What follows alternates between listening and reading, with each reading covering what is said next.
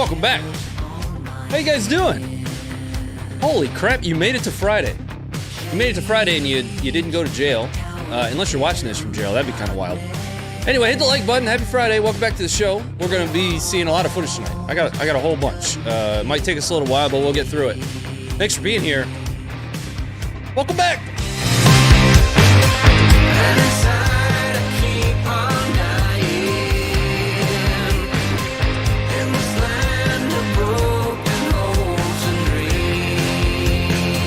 Let me know where you guys are chiming in from. Let's go.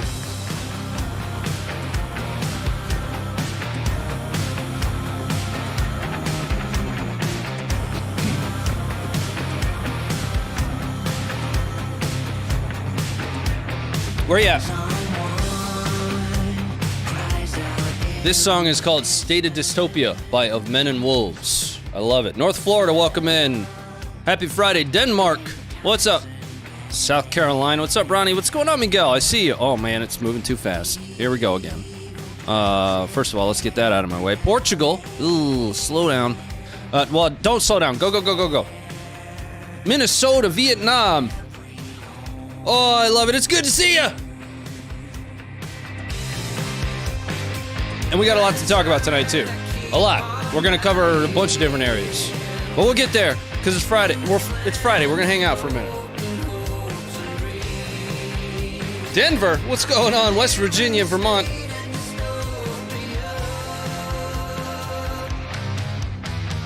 This is the best part of the song. I couldn't turn it off yet. All right. All right, let's get started for the night. Well, welcome back. Like I said, thanks for joining us on Wednesday for those that were here for it. We had a great discussion with Yuri, Nuck and Futz Yuri. Provide a whole lot of insight on, what's happening on the ground. And like I mentioned then, that's ultimately what we want to do. What the Funker platform is about, is to tell stories of what's happening, on the ground. Now, this show, I'm hoping that we'll be able to continue that moving forward. I doubt it'll be at the same pace. The stars just happen to align. But that's not the end of, bringing on guests in the end state. I'm hoping that we're able to have, a professional studio where we can be together. But we'll have to get there. The Funker team is pretty geographically separated. I do need to mention our sponsor for tonight. Sponsor is going to be Gunspot. Gunspot is a Second Amendment auction site, everything from optics to firearms. I've actually purchased a Vortex Crossfire from Gunspot. It's pretty dope. It's kind of the next version of typical auction sites that are probably getting a little bit dated, not really changing too much. They've got a very special command center if you want to sell stuff there, and I've just really had a good experience with it. I can't link you guys straight to Gunspot, excuse me. Because there are guns there. So it's easy enough to find. If you're looking for something, go check out Gunspot and see if they've got it over there. Let's get started. We're going to talk a little bit about China before we get into the Bradleys. Yes, Bradleys might actually be a thing going to Ukraine. That is a hot topic making its way around social media, making its way through mainstream media right now. We'll talk a little bit about the Bradley, and then, hopefully at some point, as an eventuality, see some footage of that. There are, some pretty critical points to it. But we're going to see a lot of footage. We're going to see a lot of not safe for work footage tonight, guys. I'm going to give you a heads up on that. Tonight's show has quite a bit of footage that's going to be a tough watch. War's gross. War sucks. War's nasty. And finding a balance in a way to not normalize that and stay human to it is always a challenge. But we're going to watch it. We will do what we can to help people see what truly happens on the ground. So we'll see some pretty nasty stuff tonight, some hard to watch stuff. We're also going to see some funny stuff. It'll be kind of a roller coaster of a night. But the first thing I wanted to talk about is a US Military Rivet Joint. It's an RC-135. RC-135 has many different capabilities depending upon the model. Was intercepted in the South China Sea by, I want to say, a J-11 fighter, People's Liberation Army, PLA Navy, PLAN. J-11 fighter. Let's take a look at this video, and while we're watching the video, I've got a couple other things to talk about here. But it's within spitting distance. That's that J-11 fighter. It's got full pylons. The rivet joint itself is actually a... There are many different versions of the rivet joint. You've got electronic warfare capabilities. You've got a MASINT, or measurement and signals intelligence collection capabilities. This thing's been flying the RC-135 specifically in various versions of it over, the Black Sea quite a bit, or near it, I should say. Now, it was intercepted flying over the South China Sea. Now, there's a couple key pieces to understand related to the South China Sea. First of all, it's very much so a disputed area. It's a very critical area because $3 trillion worth of the world's maritime shipping passes through the South China Sea. This is just kind of continued in my mind, and I'm interested to see what you guys think about this. Since August, since Pelosi's visit to Taiwan, this has continued, you could call it saber-rattling, continued show of force from China. China did fire in-test missiles that flew over Taiwanese, land, definitely flew into Taiwanese airspace. I want to say Indo-Pacific Command, yeah, it's right there in the top left, said that the rivet joint actually had to take, quote, evasive maneuvers. And all that popped into my head when they said that was, do a barrel roll. And I imagined this big-ass plane doing a barrel roll. It didn't. But it was close enough that it was cause for concern. Here, I want to give you guys a picture of the rivet joint really quick. I actually have quite a bit of experience. Never been on a rivet joint, but tasking for rivet joint I've done before. Here you go. That's a rivet joint. I have tasked this system out before.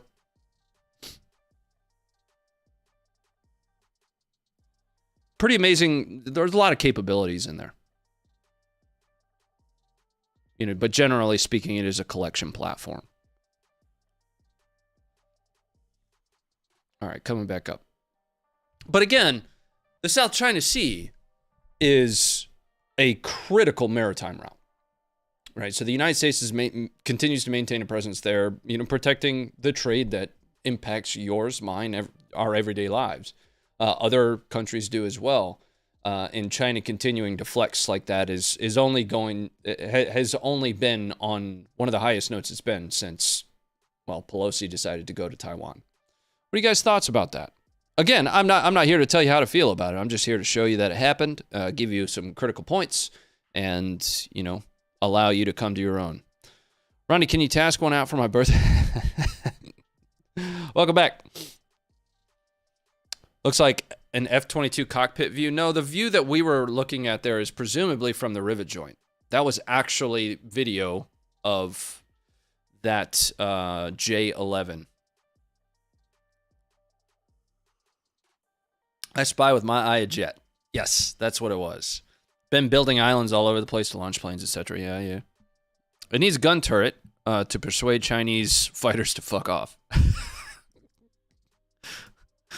That's one way to convince them to go away, I guess.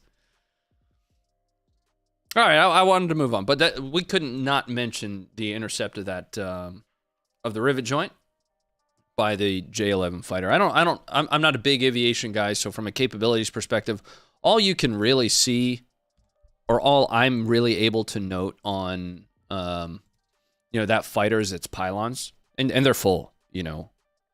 Check it out. It had full pylons.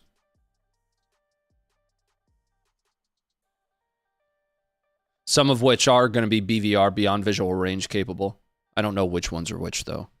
That is a Chinese J-11 intercepting a rivet joint, which is what we're looking at here.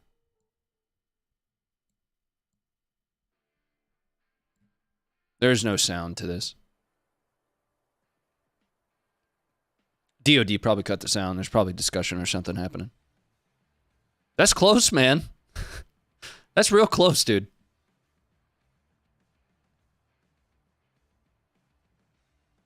Taiwan is a small island. It's toast in a war. I disagree. Oh. We'll watch that one later. I didn't mean to click that and just ruined a video for later on. But anyway. No, Taiwan would be much more difficult to invade. There have been quite a few studies on that. I mean, we have the security agreements that we have with Taiwan. There are O plans ready. You know, I can only give you so much of that. But Taiwan would not just, you can't just look at it from its size. You have to look at its geography as well. As soon as you hit the coast, you're hit with mountains. Crossing the Taiwan Strait, if China were to try to do that in any level of force, is just going to be a nightmare. It is, because as soon as that happens, the United States has, you know, essentially a requirement. I would say it's essential. I do need to brush back up on, you know, China-Taiwan relations, though. All right, let's move on to some of our Ukraine stuff. While we were, I got a message from from Yuri the day after the stream, and we were kind of joking around about OPSEC and things like that. Well, Yuri woke up to air raid sirens, and that's because Russia launched once again an extremely large barrage of missiles all across Ukraine. Something like 69 cruise missiles, 23 drones were launched into various areas. Ukraine claims that they shot down, I want to say 54 of the cruise missiles and about 11 of the drones. We're going to see some footage here of some of those missiles being shot down. But the areas that were targeted were, you know, places like Lviv, Kyiv, really everywhere. Here's the first bit of footage that we have.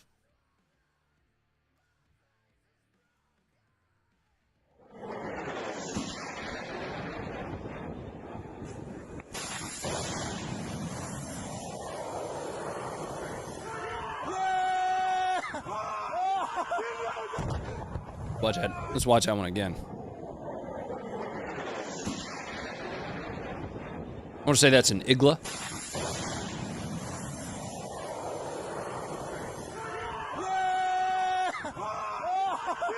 All right, coming back up. There's actually quite a bit of footage of these being shot down, and you know, reportedly or supposedly, these did a lot of damage to critical infrastructure. You know, based on the amount that were shot down by Ukraine, though, that's kind of an interesting note. The ones that didn't get shot down, I'm wondering, you know, exactly where those hit. Next one coming up for you guys now. This is definitely an Igla somewhere near Kyiv.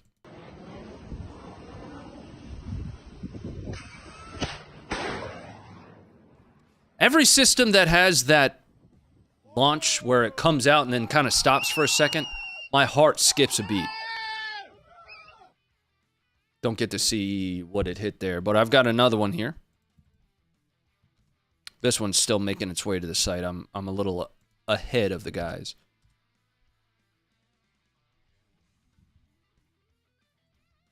This one's a wild watch too. You get a really, really good view of the missile actually receiving the hit and getting sent off of its target.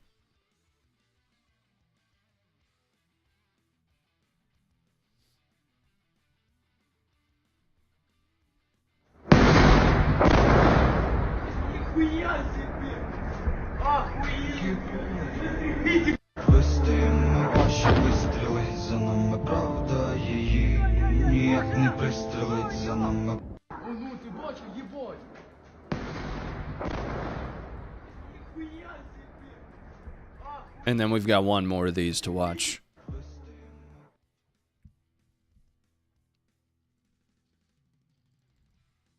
Booster went yeet. Coming up now.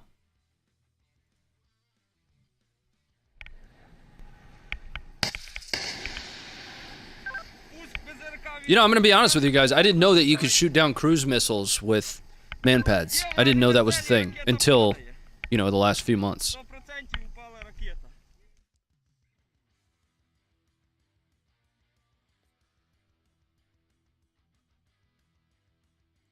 Yeah, I didn't know you can do that. Yo, Ronnie, you muted, bro? Not yet, but I'm an optimist, and we just started the stream, so we'll see. Excuse me. All right, come back up. Now, in all of that barrage, Belarus actually claimed that S-300, that a Ukrainian S-300 was shot down by Belarus, the parts of which fell into Belarusian territory. And while I can't validate the location or any of this, there are some photos that are making their way around that show some of those parts, which itself is interesting. Check this photo out here. Now, of course, Twitter kind of went up. Oh, Ukraine's launching missiles at Belarus again, or at Belarus now, rather than like the Poland missile. If Belarus actually shot down, this is where things start to get interesting. If Belarus actually shot down this missile in the process of it trying to defend Ukraine from Russian aggression, that starts to get weird. Doesn't it? I don't know, maybe my brain is going too far down into that rabbit hole there. You also don't know how to pronounce Kyiv.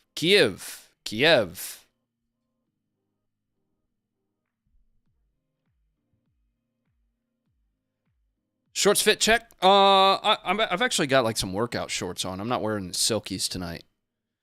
Much gray area. Yeah, that starts to get really weird. Anyway, I thought that one was something that's interesting. And before we start to move into some of the other footage tonight, the last kind of talking point that I had is a statement that came from Ukraine to kind of help manage expectations and understand the situation as it is on the ground.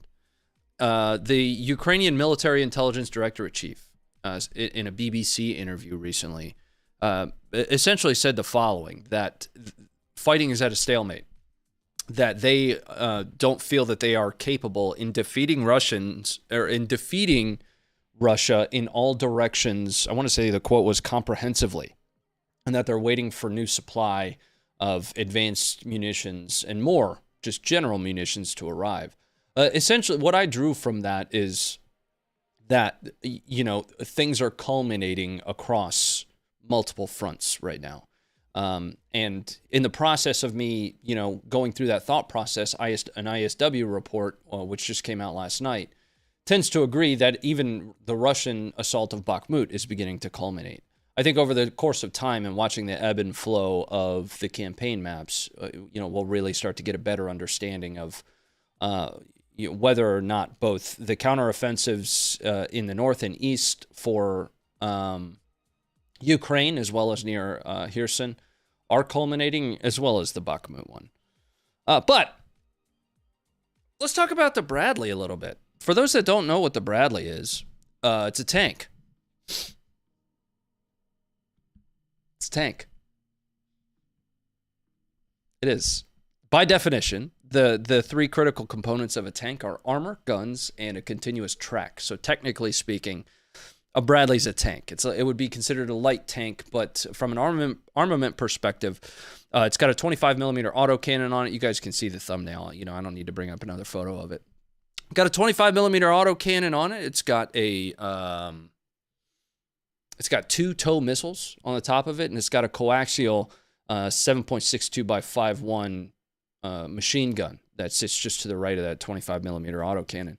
I was reading a story today while I was researching or catching myself back up on the Bradley, and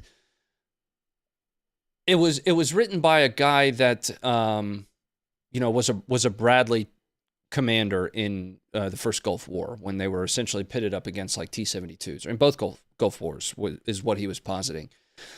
And one of the things that he was relaying is its effectiveness against the T-series tanks, and how a long burst, just using its 25 millimeter autocannon with commensurate armor-penetrating rounds, presumably depleted uranium. We're starting to get into an area where I am very not comfortable or familiar, but was very effective against at least T-72s. So with that, with the speed and capability of the Bradley, the additional armament for your standard M2, if I'm not mistaken, you've got 6 or 7 packs plus 3 crew, maybe, something along those lines. That's a rapid and very quick capability increase for Ukraine. Where things also are a little bit interesting with that is that would technically be technically speaking, be the first Western tank. Again, it's a light tank. That's ultimately what it is. And by definition, it fits that. Now, it's more closely identifies with an infantry fighting vehicle. So do I. But by definition, it's still a tank. Continuous track, armor, and guns. Don't forget the Bradley sensor suite. Oh, my goodness. And that's something that I've talked about before relative to the Abrams. I don't ever see the United States providing Abrams, but there is no T-Series tank that would stand a chance against an Abrams, primarily because of the sensor suite. And I think the way that I put it the last time we talked about it, which was Monday, now that I think about it, the Abrams would destroy any T-Series tank long before the T-Series tank knew the Abrams was there. That's it. The Bradley has a lot of those same capabilities from its sensor suite as well. Hello, Daddy Ronnie. How's life? What's up, dirty dishes? But that's just a report as it stands right now. There's nothing to indicate that they are being provided. It's kind of just making its way around social media. And I think there are other infantry fighting vehicle type platforms, non-tracked, like the Stryker, that I think would be really great for Ukraine. Provide them a really rapid capability to advance and hold. And we have, I want to say, somewhere around 4,000 total Bradleys. A little over 2,000 of those are in storage. I don't know what the current maintenance state of those is. So there's a lot of them. They are aplenty at the moment. What's up, Drunk Dr. Nick? M2s with ATGMs on it. Yeah, it does. It does. And in the thumbnail, I saw this question earlier. Somebody asked, "Is that a missile coming out of the top?" That is a TOW that's coming out of the top. And what's actually interesting as well is there are a lot of people saying, "Well, you can't give them Bradleys. They're not going to know how to maintain it, how to operate it." Well, Ukraine's it has in hand M270s from some of our European allies. The 270 is based on the Bradley, right? So from a maintenance perspective, they already have a leg up there. Of course, there's additional training and a logistics train that would need to follow the Bradleys. But even the TOW system that's on the top, they have a very strong understanding, Ukraine does, of how to use that. TOWs have been provided. There are at least a few M270s, like I said, so which is based off of the Bradley. Can the Taliban send some up? I don't know, man. You can follow them on Twitter, though, which is kind of it's crazy that you can just follow the Taliban on Twitter. Like, that's wild to me. Let's jump into our video here. We're going to start off in the east. These racing drones that are kitted out with explosives are kind of wild. Imagine being these Russians.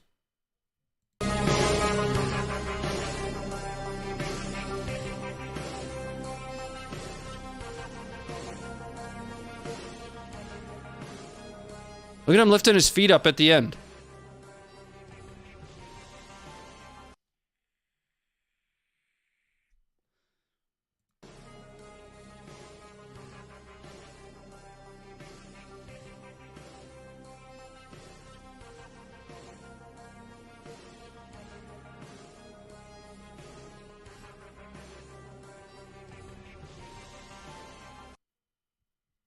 Did he shoot at it? Yeah, you can see them actually firing at it.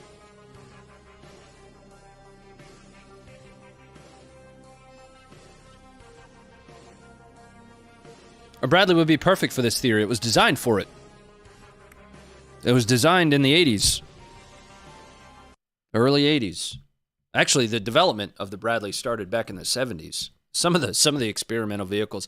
And there's a lot of controversy about the Bradley's development. I urge you to just go and read about that. You know, the Pentagon and, its development team went back and forth and submitted original designs, and the Pentagon was like, well, what if it had rocket launchers on the top of it? And then they went back to the drawing table, and they were like, well, what if it had a turret? And then they went back to the drawing table. It's actually kind of a nightmare of a story. But it was developed for, The HIMARS was developed around about the same time. You know, the Humvee. This is the theater that these systems were designed to be used in. All right, so there are actually a couple of those videos, those small racing drones that are on the site. I don't think we need to watch another one. I guess we can. Let me grab that one really quick. We've got the time for it tonight. I planned in extra time for the stream. Here it is. Coming up for you guys now. And this reportedly took place around Avdiivka.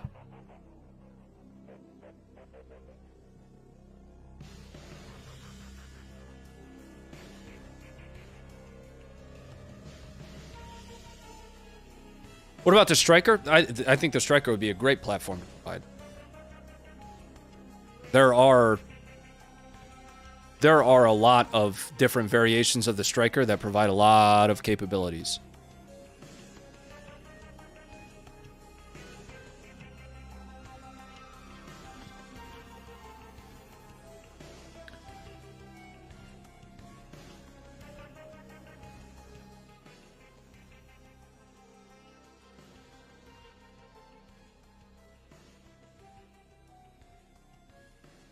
There's a little prop drone here.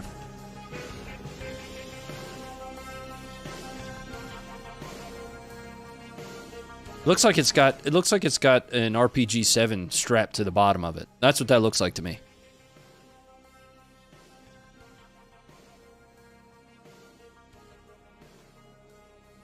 Are those 600 Switchblades? No. No. From what I understand, these are small FPV racing drones. There's that same footage we just watched. This is just, a longer cut. So you know those racing drones that do the wild ass loops in that's what I understand these to be. That's a Javelin. That's not what that is.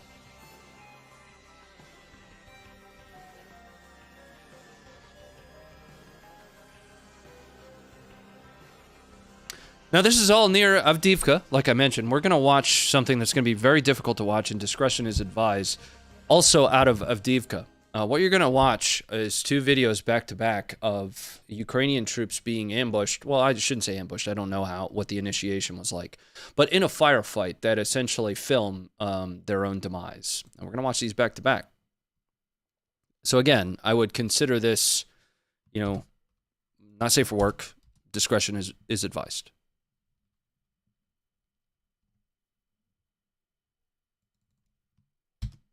I'm gonna get the first one up here. My link is wrong for the second one. Here you go. Давай, быстрее, блядь!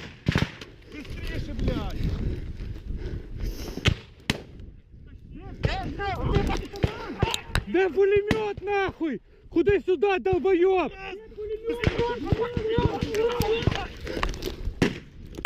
Мы прикрываем. Вот Ромчик тоже. Вытягиваем, мы прикрыли.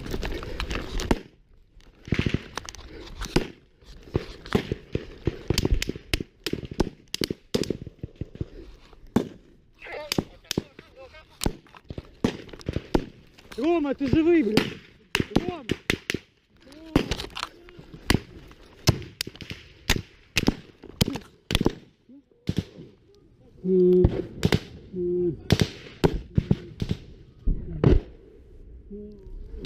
Боже, минус связь, что у вас?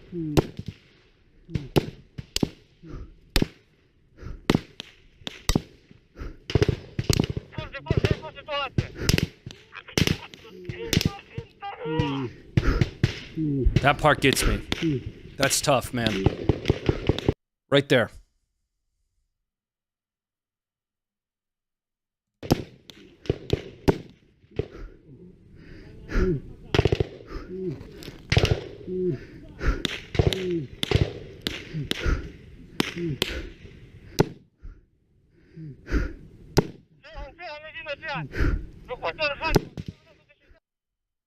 All right, let's bring it back up. I gotta correct my link for the first version of that, which looks like it's the same battle, but it's definitely a different perspective. Stand by while I do that.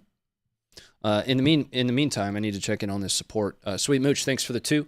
Torek, thank you for the 5. 99% of the controversy about the Bradley comes from James G. Burton. Yep. Air Force officer who hated the whole project and was actively trying to cancel it. Mike Incarnation, thanks for the... Excuse me. Sorry, pizza coming up. Mike Incarnation, thanks for the 10. Never got my Christmas wish. No Ronnie, Rob, Funker Speak the Truth collab. More than happy to work with Speak the Truth. Even just to have a chat with him, pick his brain. I don't get to watch as much of his stuff as I'd like, just given all of the Funker work that we've got going on. But generally speaking, the stuff that I have watched is fantastic. Stand by here. I'll get it. I'm going to turn some music on. Chat amongst yourselves. What the hell's going on here? I copied and pasted the wrong link. More specifically, I pasted the FPV racing drone link twice. No. Nope, not that one. Not that one. There's a lot of NSFW on the site lately. A lot of it. Where did it go? Here, I'll show you guys what I'm doing here. You guys can get some here we go. That works. But we've got a ton of this to go through tonight. We're going to see some Russian medic work.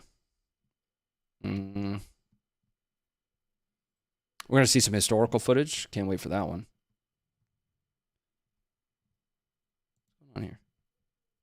Let's go back to latest. I might need to move on, guys. I don't know why I can't seem to see that video. And I screwed up my script for the night. But there are 2 versions of what we just watched. Can't seem to locate the second one. Nope. I'm going left to right, right to left. Let me know if you see it.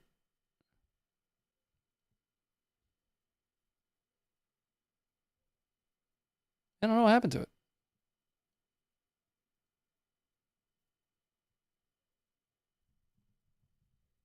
I know what I'm going to search for. Here it is.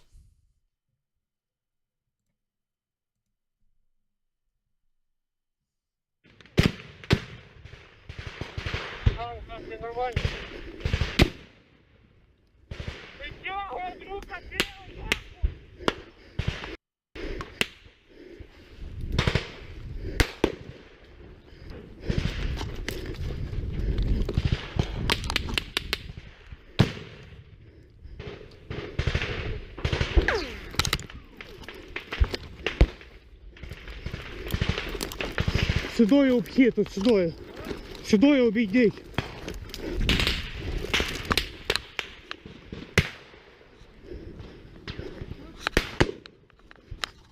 Нормально.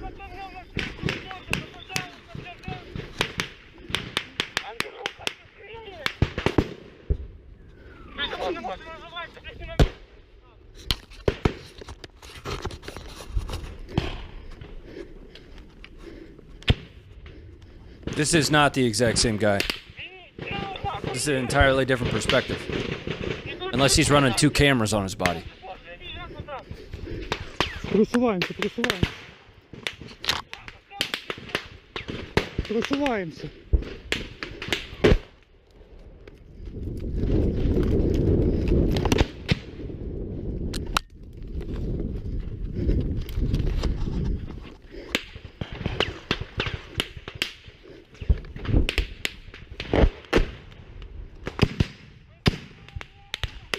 Нормально?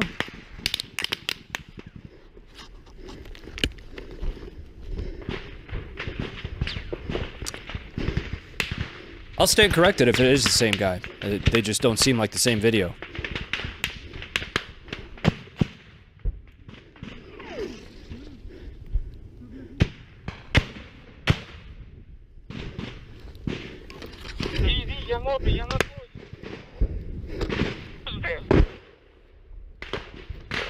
Now there is a longer 15-minute version of this.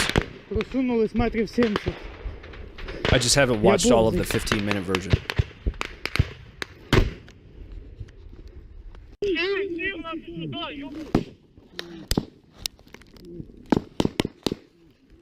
How is this not the same vid? I'll pull them up next to each other, guys. They're two different videos.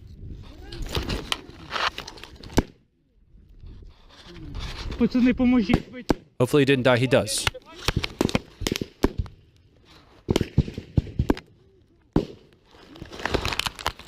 This is a Ukrainian.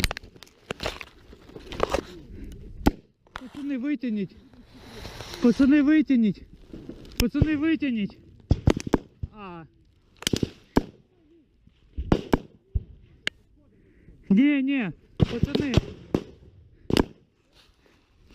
Пацани, витягніть.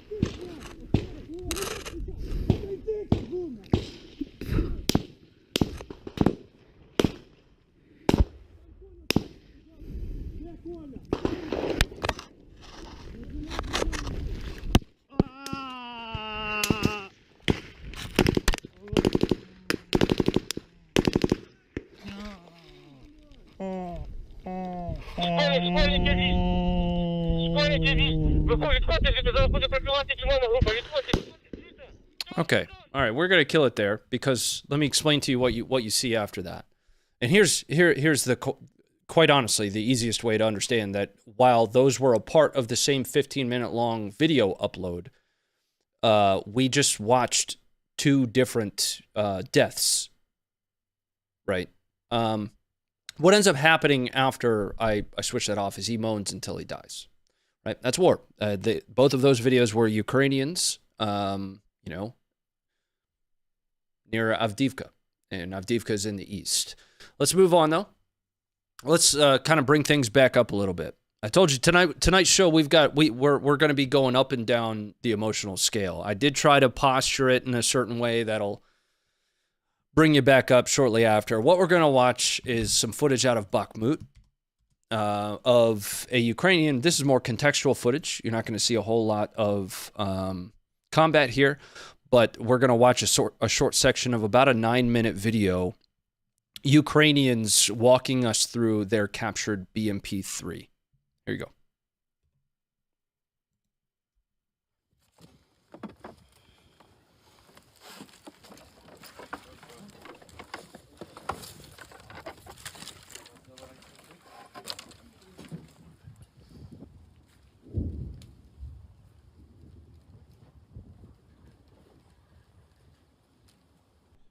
Can we specify if Ukrainian or Russians before you start? I did.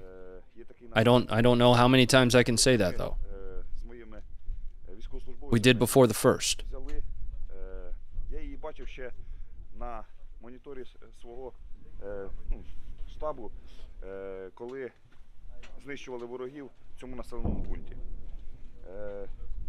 І ми по ній спеціально не били, того що знали, я вже тоді в космос посилав, що нам така машина Оровська підійшла б.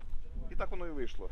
Забрали ми, дотягнули до ремполку її, підшаманили, там осколком був на башті, пошкоджена була зубчики, тобі ж іменно зняли башню, підемпічили, поміняли гусянку, бо теж осколками була побита.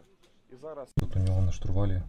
So this is actually a really great video, and like I said, I only wanted to point you guys to a couple, you know, key parts of it. The link that I have for this in the stream description is going to take you to the original Twitter that I found it, and more than likely the guys are going to get this put up a little bit later on, but it'll walk you through the entirety of, you know, the interior, some of its capabilities. It's a pretty good video. It's about 9 minutes long. We're not going to watch the whole 9-minute video here. Особливо всі звертають увагу на те, наскільки тут більше місця, порівнюючи з попередніми версіями БМП-1, БМП-2. Двигун вже... Cheesy, no, we don't know which M2 variant the U.S. is sending because we don't have confirmation that that's happening. It's just that there are, you know, numerous reports indicating that it's being talked about right now. Два додаткових місця.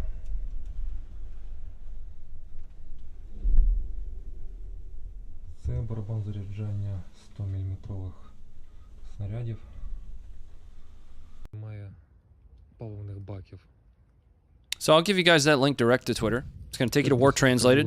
I'm a big fan of theirs.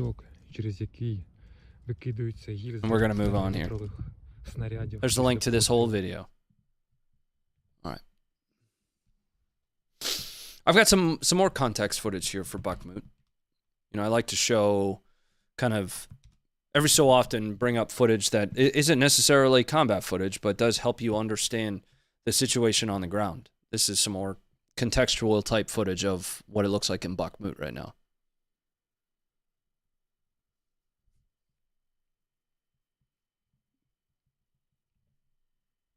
Wrong button.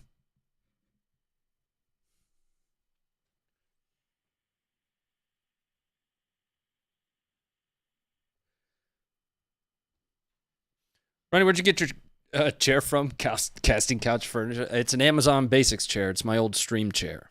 My good one's over at my work desk.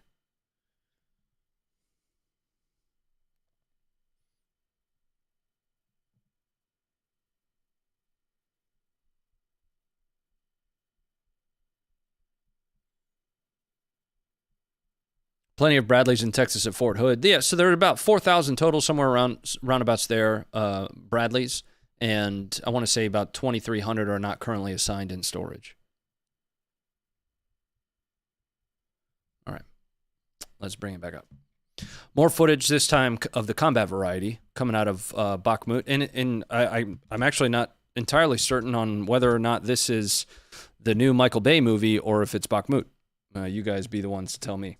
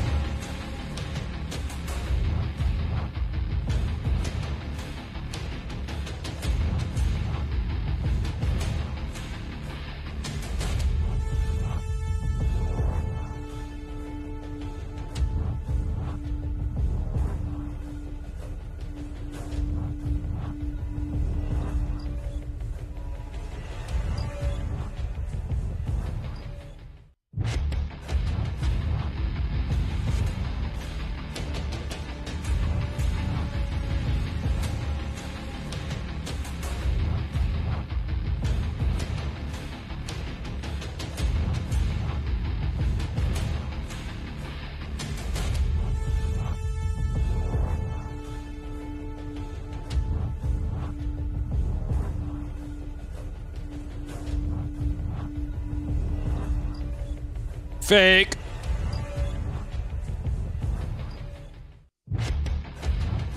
All right, let's bring it back up. In fact, it was probably a stray bullet too. Yeah, hard to tell. You know, those were difficult watches.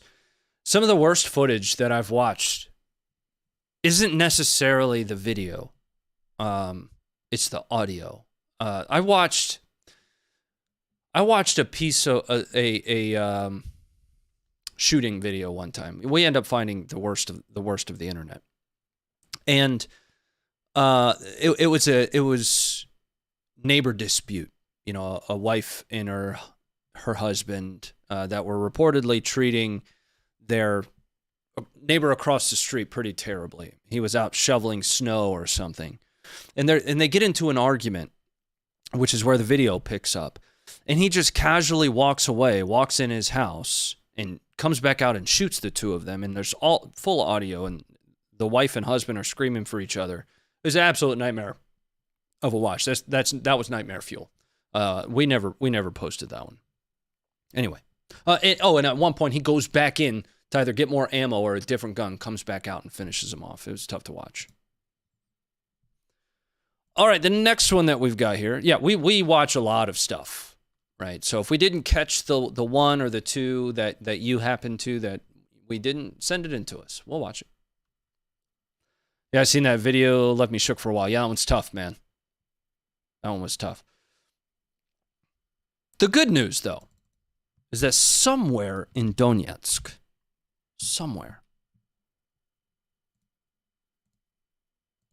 Patrick Swayze and the team are absolutely getting it.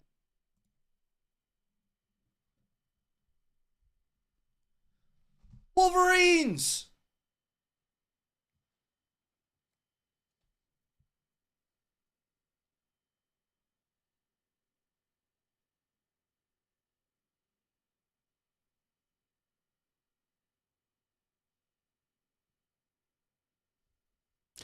Yeah, this is note the Z. This is somewhere. The way it was reported in Donetsk makes me think that it's in the city of Donetsk. Just setting a Z-marked vehicle ablaze.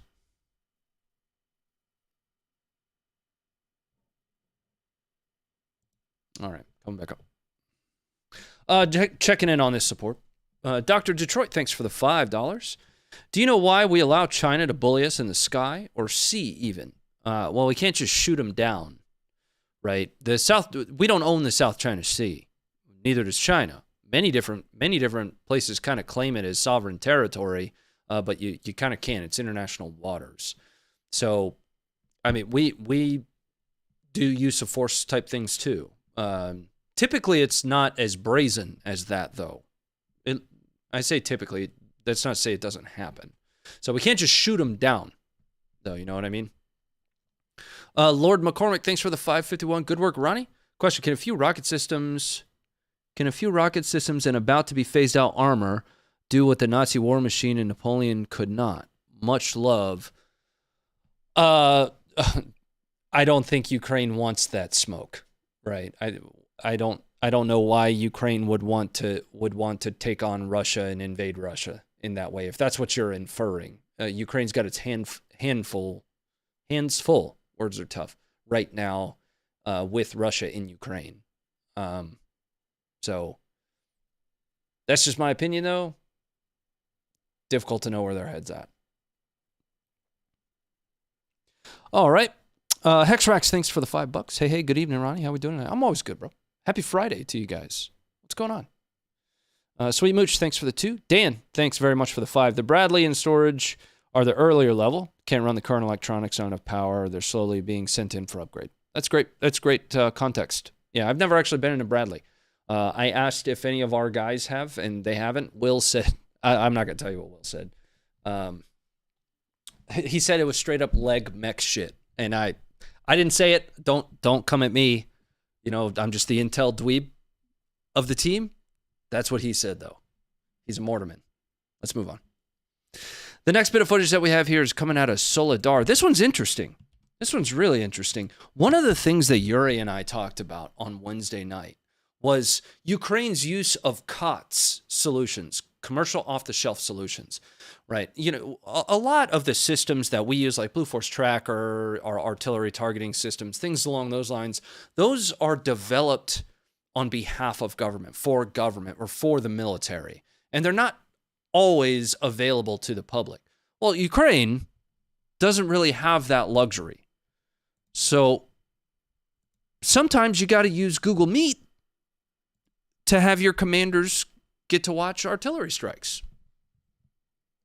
So they're in Google Meets right now, watching strikes, and you can't hate them for it. You can't. From a security perspective, you know, I used to make the joke quite a bit in the early versions of, you know, Army webmail. They were like, you can't use your Gmail to do official business. And I was like, my Gmail is more secure than, you know, my Army webmail is. And it is and it isn't. But still, if it works, it works. Hey, brother, just want to say I've been watching your show for a while. Love what you present objectively. Keep rocking it, man. Yeah, man. We don't claim to be experts. Our focus and mission is just showing you guys the footage, right? Every so often, I'll kind of go off the rails on some kind of opinionated tangent. And, you know, I always feel terrible when I do because that's not what we're here to do, right? I've got my own personal perspective on things. But the underlying Funker mission is to show you the raw footage. We can't really do that on social media anymore. We've been officially blacklisted. Like, we've tested this. Our Facebook reach is touching about 0.5% of our following. Our YouTube reach has been cut into like a third of what it was. But that's what the app is for. So if you guys don't have the app, I recommend that you get it, because there, you don't have to deal with my stupid face. You guys are able to just watch the raw footage with whatever context we're able to find and go about your day. Make sense? All right. Is that a fly on the screen? I thought that was on my side. Anyway, all right, let's move on. Now we're getting ready to move into our unknown location footage here. So all the footage that we just watched was generally speaking from the east of Ukraine, near Donetsk, near Luhansk. What we're about to watch is footage that we don't have a great location for, but under most circumstances still in Ukraine. We're going to see some non-Ukraine footage, more specifically historical footage here coming up in just a few minutes, though. Coming up for you now. What you're about to see are Ukrainians evacuating their wounded when they come under fire. Don't know where this took place. Can I ask a favor, though? Can we scroll through the first part of this? Like, it doesn't provide anything, and it has copywritten music on it. I'll tell you what. We're going to play it. I'll keep the sound off. The copywritten music goes away about halfway through, which is when they start to receive contact. I'll figure it out. Don't worry about it.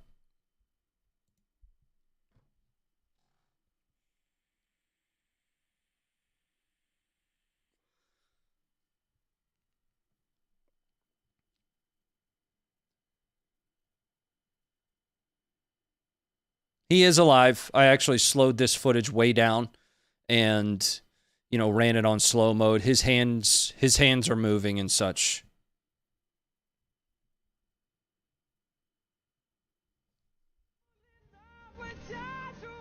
That music's still there. What's your piece behind you? That's a Remington 700.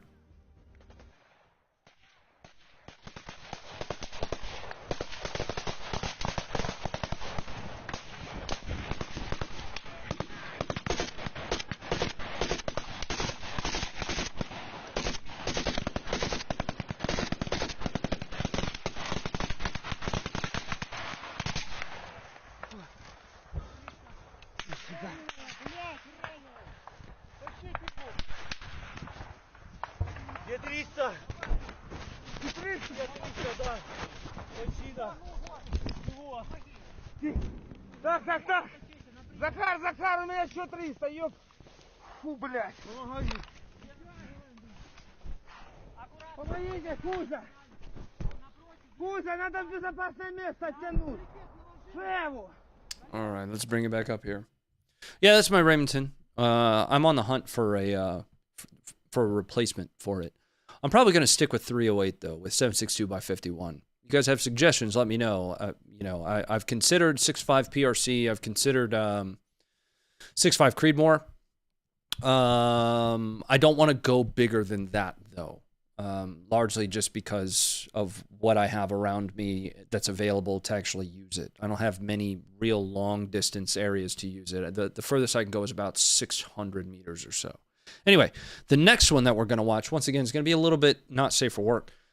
You're going to see a Russian medic using an S-Mark tourniquet to treat a wounded Russian soldier. The S-Mark is a very rudimentary kind of tourniquet.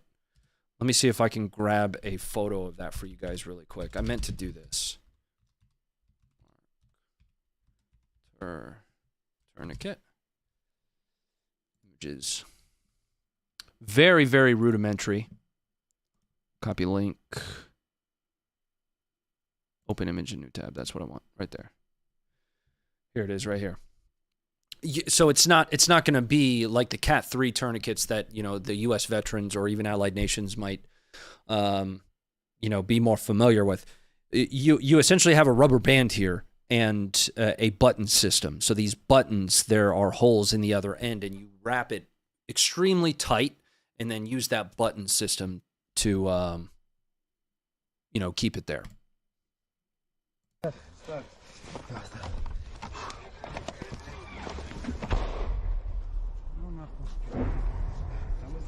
Смотри, Саша, птичка здесь.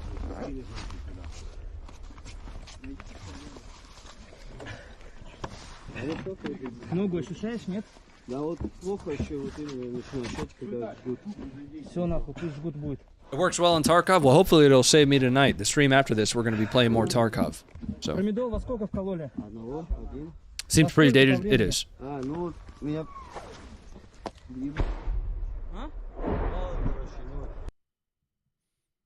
Let's run that one more time so you guys can can see it being used.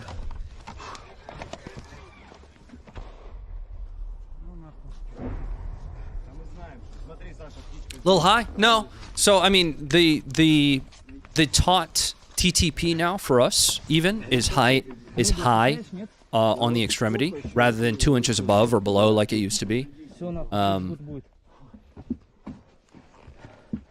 It's an easy and simple way to ensure that you get it on there and drill that into your troop's head is high. Just get it high and tight.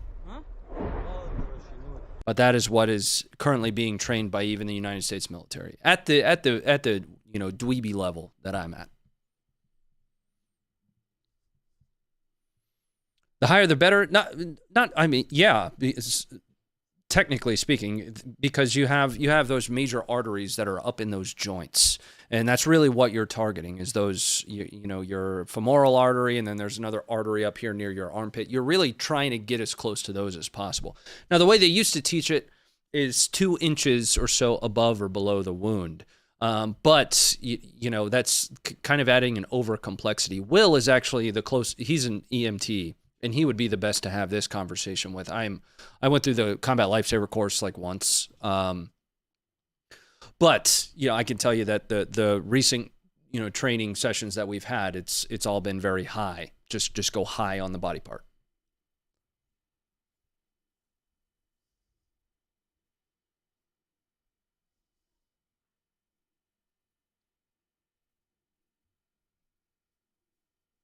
Ronnie, is that video of the Ukrainian kid shooting himself in the head with the AK-47 while he's playing around with it and smoking? ?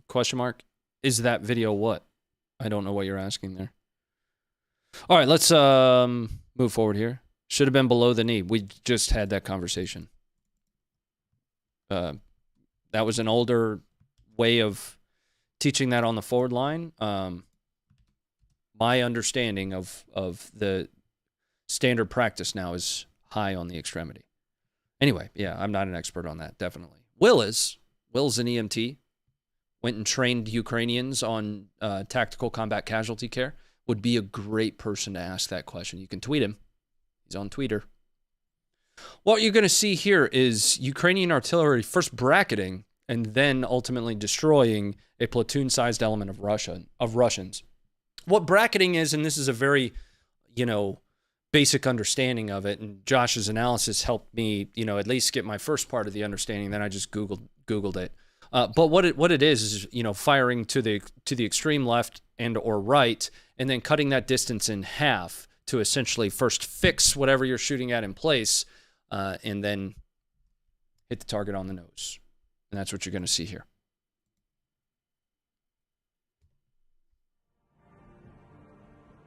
I'm going to play a little bit of music while we watch this, though, because that's copywritten stuff.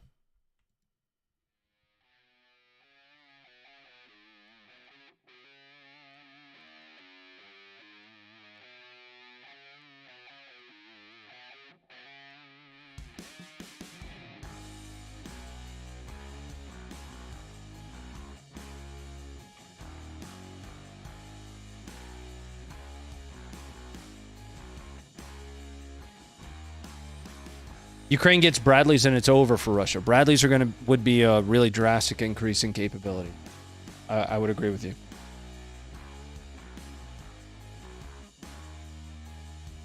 Go MRAD. You can switch between calibers and one rifle. Interesting. I don't know enough about MRAD. Blue Ridger 28, thanks very much for the $2. Really love the historical footage. Thanks. Of course. Lord McCormick, thanks for the 551. Sorry, Ronnie, pushing on Moscow was not my inference, though I appreciate your historical understanding. This is going back to the, doing what Hitler and Napoleon could not. Can they win this war? Was my point. Yeah, I mean, winning is ultimately subjective. You know, who truly wins? I've said it before, though. I think the state of Ukraine, as it was always known, is probably the last we'll know it. The last we will have known it. Nice hair, Ronnie. Nice face, Ego. You guys look real nice tonight, by the way. I should have dressed up. I didn't dress up. I did wear my new favorite hat. I'm going to put it back on.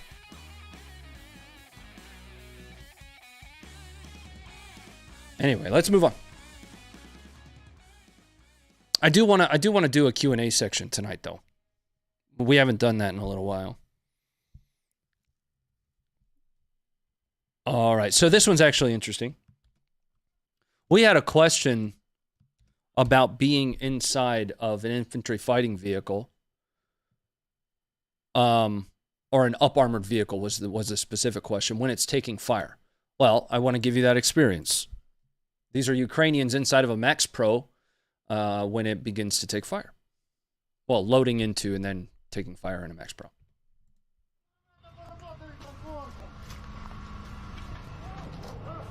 Always check the quality thing. We default to 480. Is the hat on the store? No, it was actually sent to me.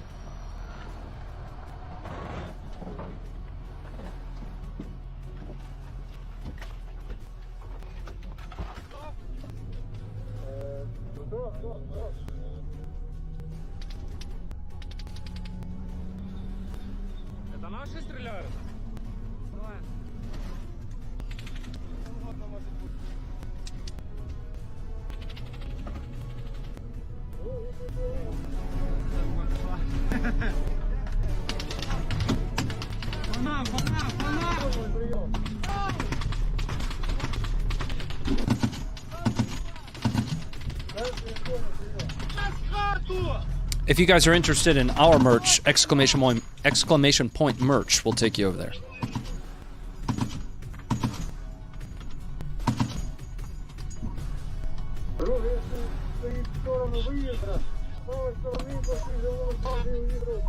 Ronnie, get enhancer for YouTube extension.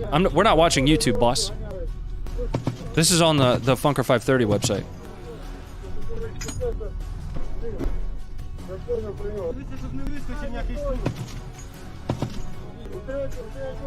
What vehicle is this? This is an MRAP, a Max Pro. So this goes back to what I've told this story before. When I was in pre-mobilization for my first deployment, these were the vehicles we had.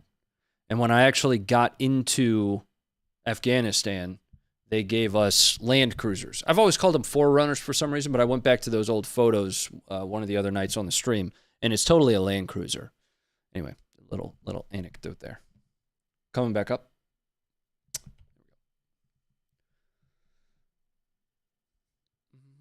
Checking in on the chat here. Where's the Mark 19 when you need it? Yeah, I think that had a 50 on it, maybe a 240. I can't tell from the video. I'd like to hear how this vehicle performs in Ukraine. I mean, somebody who experienced with it, also how the Humvees performed.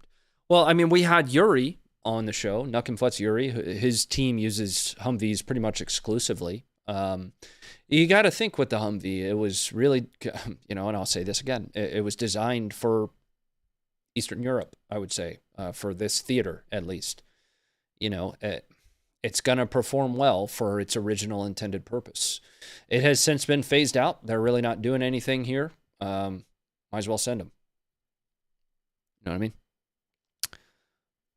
I mean? Short round operator. Hey, Funker. Shout out my boys from Anglico. What's that? Forgive my ignorance. But hello. What's up? You guys good? Austin, thanks for the $5. Lambo, thank you for the 12 months. Shirley, don't call me Shirley. Thanks for the 17 months. Ronnie Fit, thanks for the 8 months. That guy's a dick.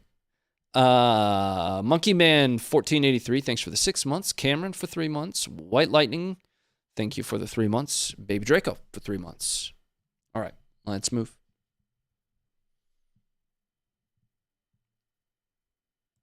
Land Cruiser is a Toyota. Yeah, but I've always, for some reason, when I describe the vehicles we had, I describe them as Forerunners. Anyway, the next one that we see here is a little bit of a longer video. It's about 3.5 minutes or so. A little bit more contextual, but what is interesting about this is we're going to see Ukrainian equipment failure to a certain extent. This happens everywhere, so you know, somebody's going to take this and send it somewhere and be like, look, all of Ukraine's equipment is failing. We see some form of a misfire here, something, but we also see effective counter battery fire from Russia, causing this Ukrainian MTLB team to displace. This is an interesting one. Coming up now.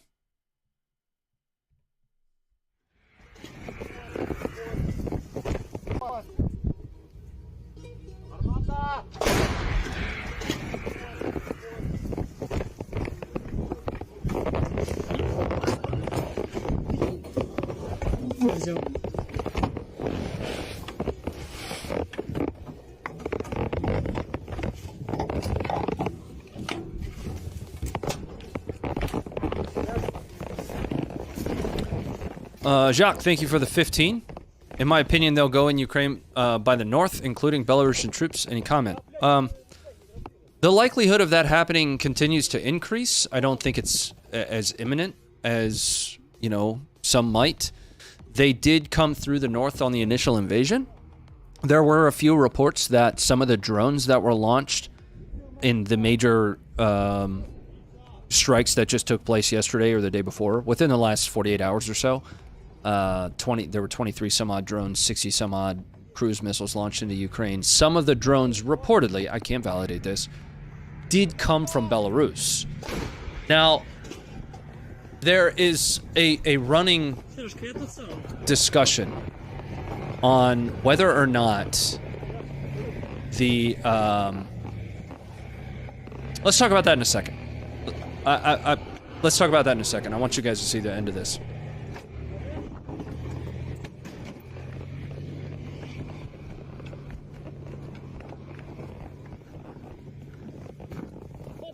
Sorry.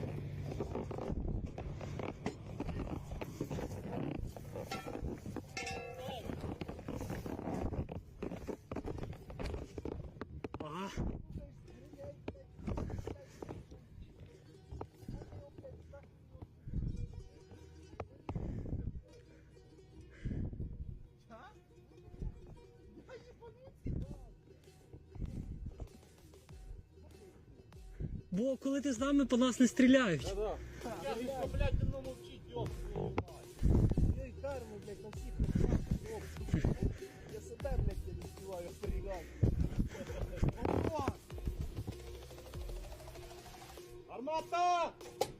Fail.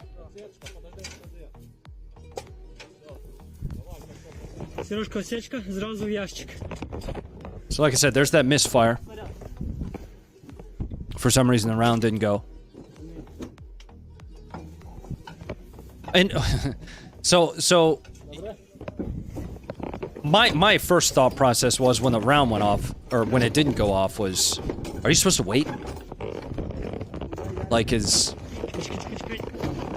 with a handgun or a rifle, if the round doesn't go off, technically speaking, you're supposed to wait a little bit, just in case.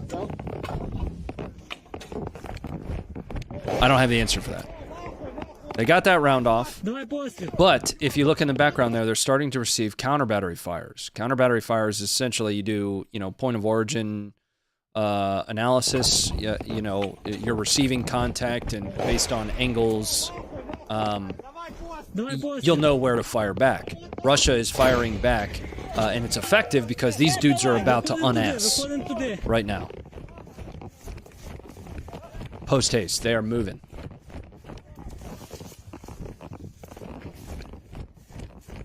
Yeah, you give it a sec in case of hang fire, yeah.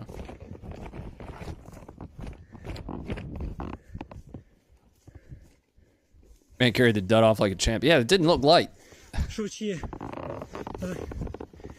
And that's an MTLB. I think Josh has the caliber of that, or the size of that. No, he doesn't. I don't know that offhand, though. Anyway, so I want to go back to that question, right? Belarus. This is opinion based, right? But there are others that share the same opinion. In my opinion, a lot of what's happening in Belarus is being done, at least to date, to fix Ukraine in the north. And what would that do? Why would you want to do that?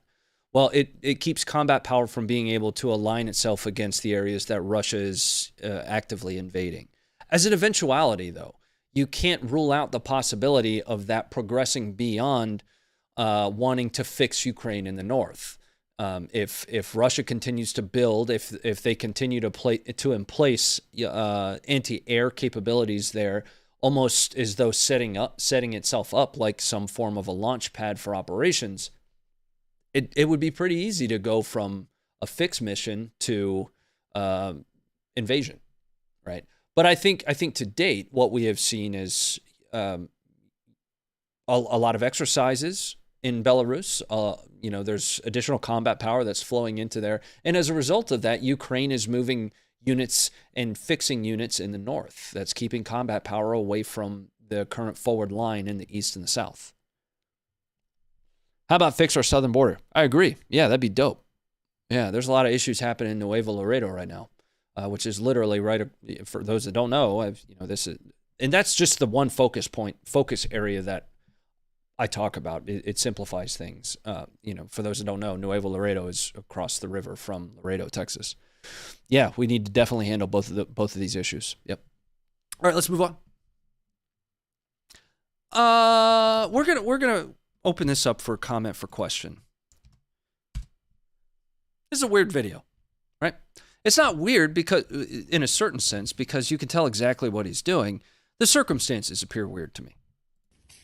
What we're seeing here is Ukrainian EOD of some kind, disarming a directional anti-personnel mine, like a claymore.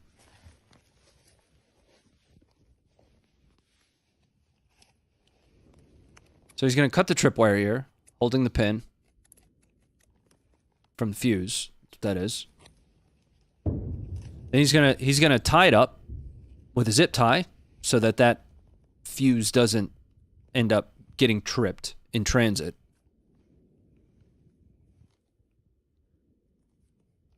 All normal. Makes sense. Where things start getting interesting, though,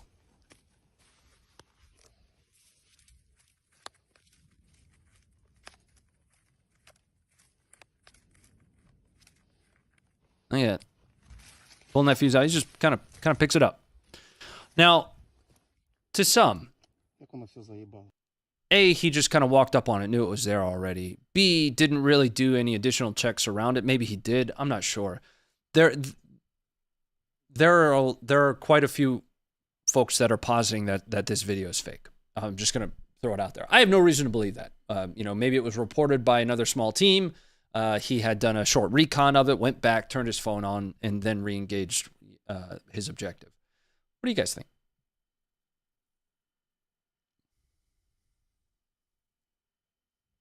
Russia Claymore copy? Yeah.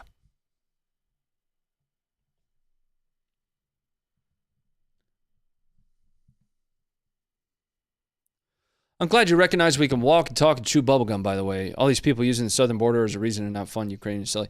I mean, it's not silly, but we are we're the only remaining superpower in the world, right? And, my wife and I had this conversation last night. There's a lot of not our problem kind of stuff. It's absolutely our problem. I don't know how critical you think Crimea is, but I personally don't want Russia controlling the amount of trade that they do by holding Crimea. The grain challenges earlier in the year are quite honestly a result of this conflict. And if Russia then owns that, then, what has historically been an adversarial relationship at best has a large portion of control of a lot of stuff. I am generally speaking, just to simplify my position, I am a fan of providing Ukraine the necessary capabilities to expel Russia, largely as an American, believing that Russia shouldn't be allowed to just progress as far west as they would like to. And if NATO decides to progress east, great. Great. Don't care. I'm good with that. I just am. now, so just to simplify that, you know, I am not necessarily in support of American troops being on the ground. I also believe we spent $2.313 billion in Afghanistan over the course of 20 years. That's an average of somewhere around $115 or so billion a year. It ebbed and flowed. That didn't all come at once. There were high spending years and low spending years. But from an arms perspective, we're nowhere near that. From an arms perspective, we have provided somewhere north of $22.9 billion worth of arms. Exactly how the funding works around that is a little bit different than a lot of people think. We're not going to rehash that either.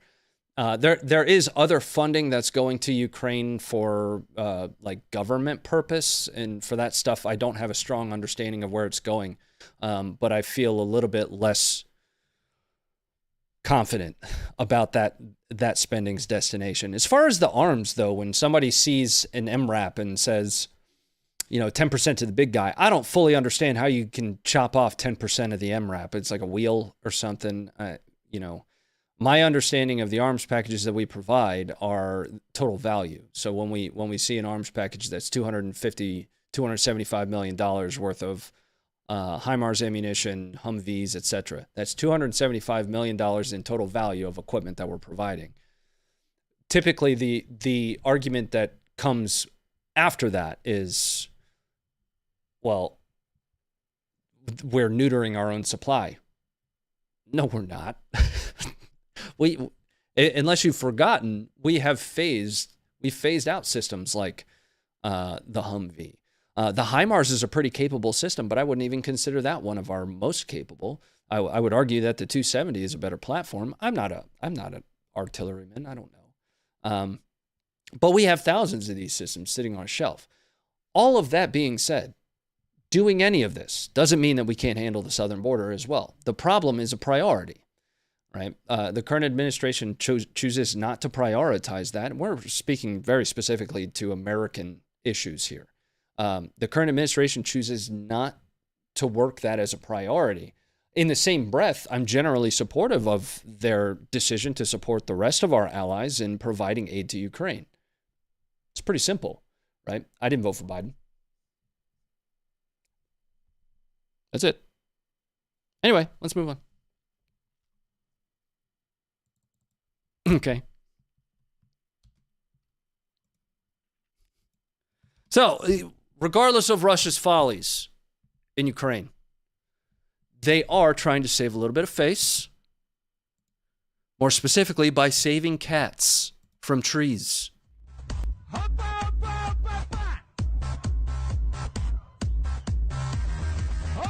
Whoops.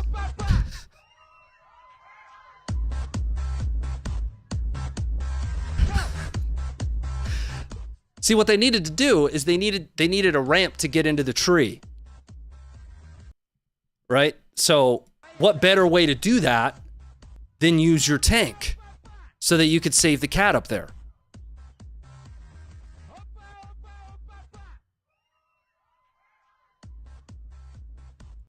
Anyway. That's a Russian tank, I guess. I don't know. Bringing it back up, though. I got a couple more pieces of footage here, but what I want to do is I want to carry forward that conversation a little bit. Like, listen, you know, we are able to do more, right? Because we are doing one thing, that doesn't mean we can't do another. That's not how being the size that we are, with the capabilities that we have, especially from a military perspective. There's no military on the planet that can contend with the United States military. I don't care. I don't care what you say. Of course, I'm biased towards it because I was a part of it. But I can tell you with certainty, we have video evidence of this at this point. There is no military that can contend with us. So providing those precision weapon systems is the very least that we can do. They're not doing anything right now, and we have an innumerable amount of most of these. There are certain challenges with some of those systems that we need to manage and balance, and hopefully people are in positions of power that can do that, because I don't have the right answer. But there is an upper limit on what we can provide without degrading our own capability, more specifically GMLRS. The ammunition for the HIMARS is not an infinite supply. Providing an infinite amount of those severely limits the stock that we have, right? Even when we start to get into the ATACMS discussion, I'd be willing to bet that ATACMS makes its way into Ukraine within the next year. And generally speaking, I'd be supportive of that. Because once again, you know, Russia's got arms coming in from Iran. They're being supported by some of their other smaller, weird allies that they've got. Why is it a big deal that the United States is trying to further its goals in Ukraine when other countries are doing the same in support of Russia? Why is that different? We get a lot of whataboutism, so I'm going to throw whataboutism back at you. The majority of these drones that we see flying ahead are coming out of Iran. Why is it different? It's not. It's not. It's ultimately about which side of that coin that you're generally supportive of. Being neutral, I'm an extremely neutral person, right? I don't consider myself Republican. I don't consider myself a Democrat. Just looking at that from a politics perspective. But in my mind, neutrality at times, in an attempt to be overly neutral, you put your humanity at risk. Ukraine's not perfect, but we're sitting on a subway. And here we go with this analogy again. We're sitting on a subway. I'm not perfect. The guy in front of me is not perfect. The guy in front of me is getting his ass whipped right now. I'm going to help that guy. I don't know anything about him, but I'm going to help him. I know that he's probably got his own problems, but some other dude just walked up and sucker punched him right in the face. That's it. Anyway, let's move on. I want to cover some historical footage tonight. So we've got some really good stuff too. Sorry, Marines in the chat, that you no have tank anymore. I want to let you relive the glory days from when you did have tanks. We're going to watch the M48 Patton in Hue City, Vietnam. Check this out. Or is this Korea? That would be Korea, wouldn't it? No, that's Vietnam. Here you go.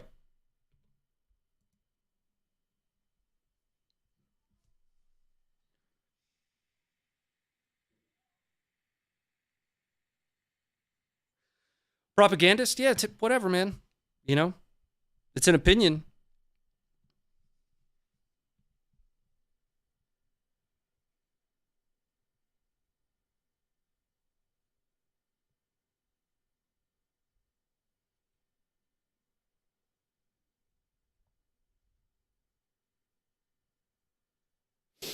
Not our Italy, especially now that you just admitted Russia. Who am I to admit that Russia is not a near peer? In my opinion, their military is an absolute joke. Can't do your basic mission command functions like logistics. They're an absolute joke. Now they're on the back foot right now largely because of the weapon systems that they've been provided because of Western aid.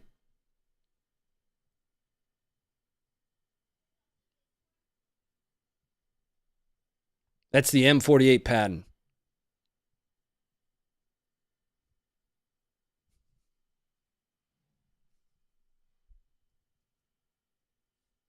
No one in particular, thanks again for that $5. Torque, thanks for the $5. As a former 13 Romeo, the Russian counterfires crap. That looks 600 plus off in the U.S. We don't counterfire that far off. Well, there you have it. Anglico Air Naval Gunfire Liaison Company, U.S. Marine Corps. Basically a unit full of forward observers, JTACs and RTOs. Hell yeah. Hey, guys. Short round, thanks for the 10 there, buddy. And Torek, thanks for the 5. Right? So I mean, a lot of people draw on, the one that gets presented to me all the time is the Sean Ryan show when the Overwatch guys were on there. I watched it. I did. I watched it when it was published. I'm a fan of his. And I took something different away from that. We've had people on here to talk about some of the challenges that Ukraine has from a corruption perspective. But, again, I feel like we have the same discussion every night. Corruption's a scale. It's not is Ukraine corrupt or are they not? They absolutely are. So is the United States. So is China. So is Great Britain. It doesn't matter who it is you're talking about. The perceptions of how much is subjective to the individual, though. Right? It's an individual's scale, and each individual is going to have a different scale. There was an old narrative that we haven't talked about this one in a while, that Ukraine was the third most corrupt country in the world. Well, that came from a 2012 Ernst & Young report, where they interviewed 1,000 private sector CEOs. Right, that was their scale that they chose for it. I'm personally more interested in public sector corruption, and we used a separate source in that same video that we did to go down the path of, over time, what are the corruption perceptions of Ukraine over the course of time, and they have fallen. I'm not saying they're not corrupt. I'm not saying the United States is not.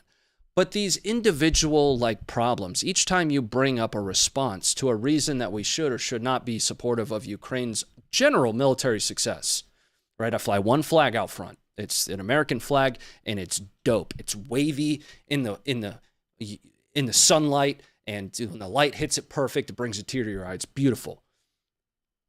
But being supportive of Ukraine's success is ultimately about just supporting them as a sovereign nation with allowing them to be themselves, right? Russia's ultimate invasion in 2014, it was sponsored by Russia. The little green men, look it up, right? Everybody tells me to watch Ukraine on fire. I've seen that too, guys, right? I've got a bunch of guns hanging on the wall over there. I ride a pretty center line here. So thinking that I'm doing anything but being as objective as possible and making my own decisions rather than disagreeing with something merely because a politician told me to, or merely because a news network told me to. I don't watch the news. And I strongly suggest that you guys don't either. Here we go. Let's watch this next one. This is some cool footage. What you're going to see is American P-51s absolutely peppering the Luftwaffe as they're trying to take off during World War II. This is some wild stuff. Check it out.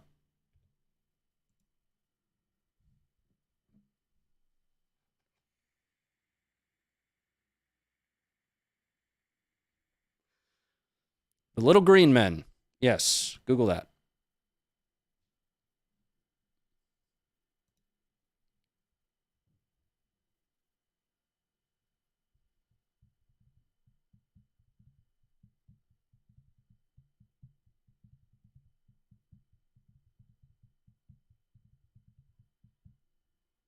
One more time, because this is just amazing footage here.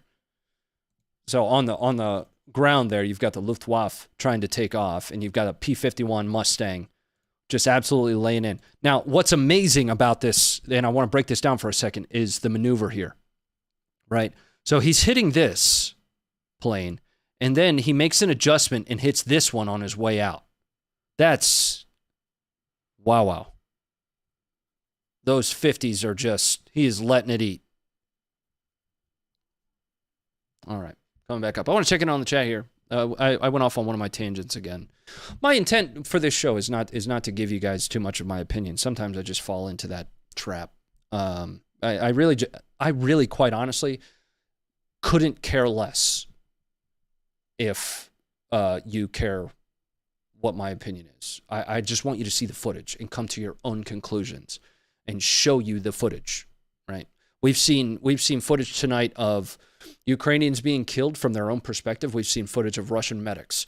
We've seen footage of Russians being targeted by artillery. We've seen footage of the Luftwaffe being targeted. We saw the M48 Patton tonight. We saw China intercepting American planes.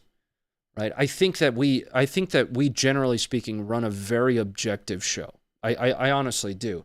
Simply because we have come to the conclusion as individuals, right? Myself as an individual, that Ukraine, though not perfect in the grand scheme of what's happening, and somebody said, don't look at this as a soldier. I'm not, right? I might be looking at it as an analyst, but that's not as strictly a military profession. I've come to the conclusion objectively as an individual, based on everything that I've seen to date, that Russia needs to go the fuck home. And we have the capability to provide that aid. So we should do it. With that capability comes a responsibility. In my mind. My mind. You can think differently. And that's okay. Because ultimately, the point of this show is not for me to impress that upon you as something I think you should feel as well. I don't. Feel your own way. That's for me. Right? That's how I process this. The point of showing you this footage is so that you come to your own conclusion. Anyway, that's going to be it for us tonight, guys. We're all done. The Luth Waffles. Correct. Yeah, that was the Luth Waffles. I'm out of here. We're going to go play Escape from Tarkov. We got community games tonight. So if you guys like to play Escape from Tarkov, you're welcome to join me. Anybody's welcome. You don't have to pay to play or anything like that. Earlier today from the other platform, we watched our 26th charity PC that's going out to veteran charity be built live by PC partners Stints Built, and that was so awesome. That's over $46,800 $46,800 to veteran charity we've done from the other stream. I hope you guys will join us at least for just a little bit. I'm going to be honest with you, we're not going to talk a whole lot of Ukraine. We're probably just going to try to talk about fun stuff like bourbon tonight. But I hope you'll be there. Thanks for being here. Thanks for dealing with my stupid ass. And we'll see you guys Monday for more and stay informed.